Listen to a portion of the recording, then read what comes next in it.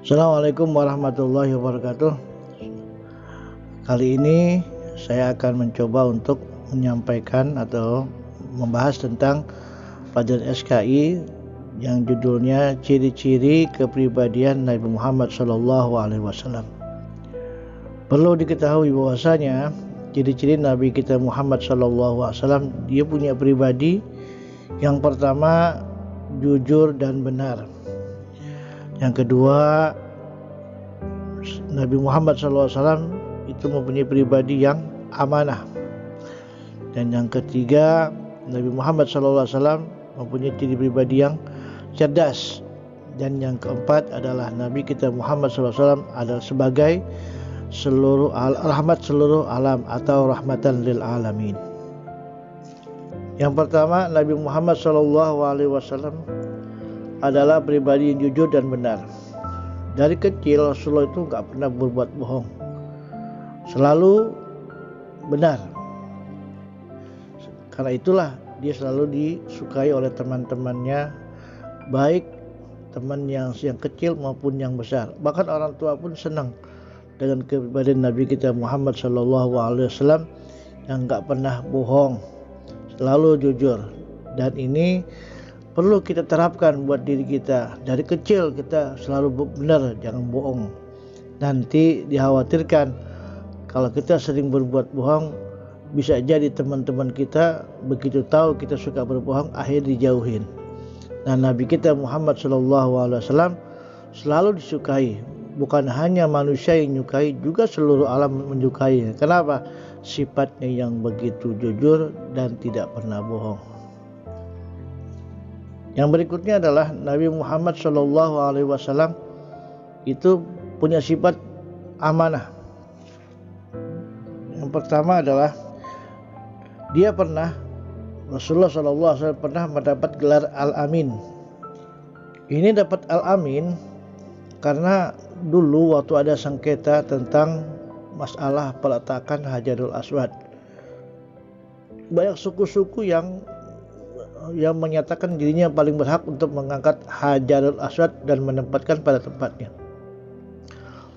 Hampir saja terjadi pertumpahan darah. Namun pada akhirnya ketika Rasulullah SAW datang kemudian menyelesaikan masalah tersebut, semua suku dapat mengangkat batu Hajarul Aswad ke tempat semula dengan kebijakan dari Rasulullah SAW. Akhirnya Rasulullah SAW mendapat gelar Al-Amin, yang dipercaya. Kenapa? Bikin orang senang, bikin orang jadi percaya dengan kebijakan-kebijakannya. Yang kedua contohnya adalah selain tadi itu, tidak menahan hak orang lain. Rasulullah nggak pernah dikasih amanat entar. Selalu hari ini diperintahkan, hari ini dia titipkan, hari itu juga dia harus sampaikan kepada pemiliknya. Sebagai contoh, Rasulullah SAW pernah ngangon kambing dari semenjak pagi sampai dengan siang, tetap kambingnya nggak ada yang sakit, nggak ada yang mati dimakan oleh serigala, semua dalam keadaan gemuk, bahkan lebih. Hati riwayat mengatakan Rasulullah itu kangon kambingnya bagus-bagus, bahkan pada beranak. Akhirnya yang punya senang dengan kepribadian Rasulullah yang begitu amanah. Besoknya yang punya kambing minta agar ngangonin kambingnya. Akhirnya seluruh penduduk Mekah yang pada punya kambing ngantri minta ngangonin oleh Rasulullah SAW yang memang begitu terkenal sifat-sifatnya yang amanah. Yang berikutnya adalah Rasulullah itu mengajarkan sifat amanah kepada amil zakat. Jadi kalau kita bayar zakat tuh ada penalti zakat. Itu kalau bisa hari itu dia bayar, hari itu juga dia serahkan kepada pemiliknya. Nggak pakai ditahan-tahan. Diajarin sama Rasulullah, dia kayak begini. Jadi nggak ada lagi kecurangan-kecurangan ketika dalam mengatur zakat fitrah atau zakat mal. Yang berikutnya adalah Nabi Muhammad SAW adalah contoh pribadi yang cerdas. Apa tujuan Nabi dikasih kecerdasan? Yang pertama, untuk menjawab pertanyaan-pertanyaan atau dialog atau adu argumen atau adu pendapat dan menangkis serangan-serangan atau ejekan atau kritikan dari orang-orang kafir yang ingin menghalang-halangi dakwahnya. Seperti contoh nih, Rasulullah pernah ditawarin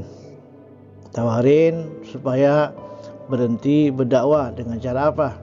Dikasih harta, jabatan, wanita cantik, tapi Rasulullah tolak. Bahkan Rasulullah itu pernah diajak kerjasama dalam ibadah, ditolak juga sama Rasulullah.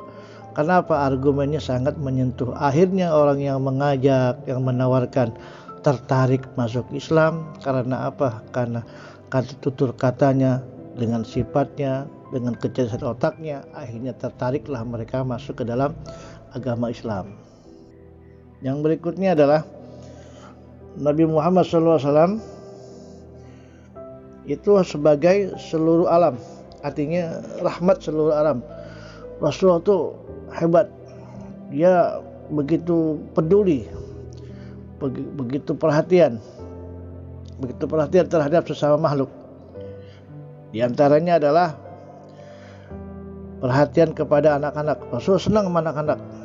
Anak kita, anak nggak boleh galak, nggak boleh kita aniaya. Sekarang ada namanya hak atau PAI, Perlindungan Anak Indonesia. Jadi kalau seperti kita lihat di televisi, anak-anak sering dianiaya sama orang lain atau dibully oleh teman-temannya, itu Rasulullah nggak seperti itu. Bahkan sayang sama Rasulullah. Rasulullah pernah memelihara anak yatim sebagaimana ia mengasuh atau memelihara anak sendiri. Jadi begitu sayangnya Rasulullah terhadap anak-anak. Bahkan Rasulullah pernah ngajak berlari, adu lari, ngajak main-main sama anak kecil, sehingga anak kecil itu senang terhadap Rasulullah.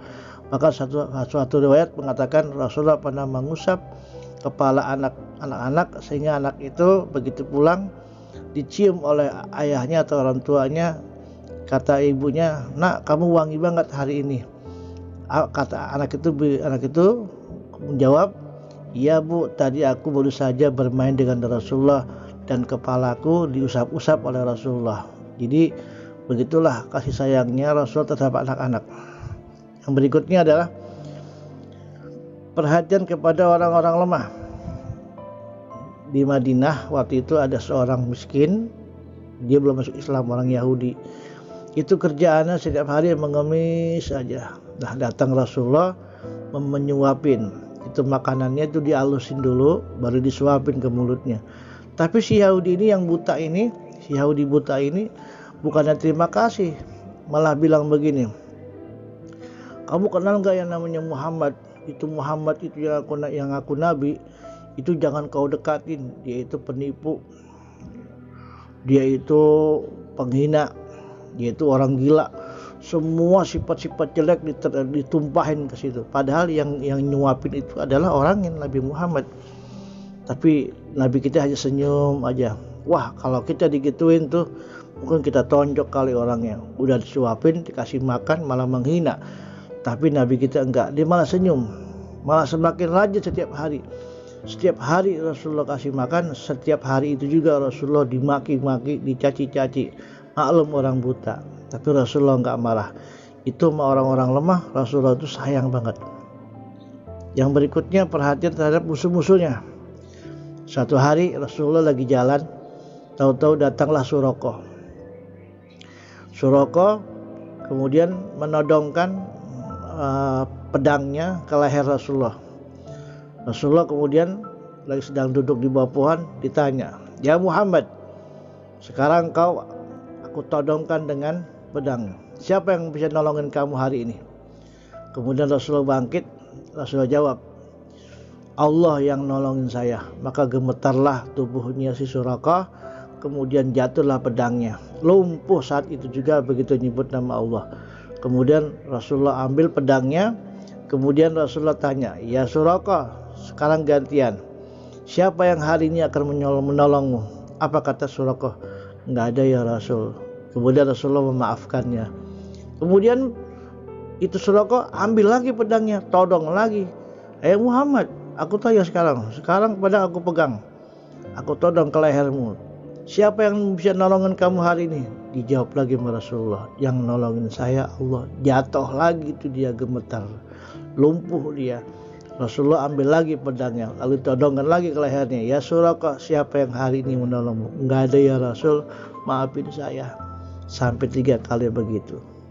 Itu Rasulullah selalu memaafkan. Kalau saat ini mungkin diantara kita seperti kayak Rasulullah, wah mungkin beda, ditebas lah sih langsung, karena udah dianggap main-main gitu, udah dikasih ampun malah nodong. Nah Rasulullah enggak seperti itu. Itu Rasulullah begitu perhatian terhadap musuh-musuhnya, enggak galak ya. Kemudian peduli terhadap alam semesta. Rasulullah itu perhatian terhadap binatang. Rasulullah punya binatang. Binatang Rasulullah itu ada 2. Ada yang mengatakan 3. Yang pertama onta. Onta Rasulullah, tidak kalau saya namanya adba. Itu Rasulullah Shallallahu Alaihi Wasallam sangat sayang dengan adba, ontanya Rasulullah itu. Suatu hari ketika Rasulullah sedang bermain-main, diusap ontanya adba. Senang itu adba. Tapi ketika Rasulullah meninggal, ontanya adba menangis. Bahkan dia duduk nggak mau bangun-bangun. Apa kata onta? Lebih baik aku mati daripada aku nggak ketemu Rasulullah. Itu adbanya, ontanya Rasulullah. Yang kedua keledai Rasulullah, namanya Al-Qaswa kalau tidak salah namanya. Begitu pula sayang. Dan yang terakhir peliharaan Nabi adalah kucing. Kucing itu peliharaan Nabi, makanya kita nggak boleh galak. Kasih makan dia, ya, kalau perlu kasih nama. Semua binatang peliharaan ngikutin sunnah Nabi, kasih nama. Ya, kasih nama. Biar kita bisa manggil nama dia gitu. Apa aja namanya, yang penting dia punya nama. Yang terlebih lagi adalah kasih makan. Kasih makan yang baik-baik. Jangan kita galakin. Di zaman Rasulullah ada seorang wanita menyiksa binatang kucing dengan cara mengurung di kamar. Mati. Akhirnya tuh kucing mati. Kemudian si wanita ini yang mengurung kucing ini masuk neraka karena sebab menyakiti atau membuat meninggal si kucing ini dengan cara dikurung di dalam kamar. Dan sebagai penutup dari rangkuman ini adalah bahwasanya Rasulullah itu punya sifat yang wajib. Ya, wajib ini semua Rasulullah punya, semua Rasul maksudnya, semua Rasul, semua para Nabi punya sifat yang seperti ini. Yaitu ada 4 yang wajib. Yang pertama siddiq, artinya benar. Kemudian amanah, artinya dipercaya. Tabligh, artinya menyampaikan. Dan fatonah, artinya cerdas. Nah, kalau siddiq lawannya kizib atau kazib, artinya dusta. Ya. Yang kedua amanah, dipercaya, lawannya khianat. Kemudian tabligh, lawannya adalah kitman, menyembunyikan titipan orang, nggak disampaikan. Dan yang keempat adalah cerdas, bahwasanya semua Rasul itu cerdas, lawannya baladah atau bodoh. Kalau kita bilangnya bolot, nah itu bolot tadi bodoh sebenarnya. Ya, bahasa Arab itu bolot artinya bodoh atau jahlun atau bodoh juga. Nah demikianlah uraian yang saya sampaikan dari bab kedua ini, yaitu tentang ciri-ciri kepribadian Rasulullah Shallallahu Alaihi Wasallam. Mudah-mudahan kalian bisa memahami dan bisa meneladani sifat-sifat dari Rasulullah Shallallahu Alaihi Wasallam. Sekian dulu. Assalamualaikum warahmatullahi wabarakatuh.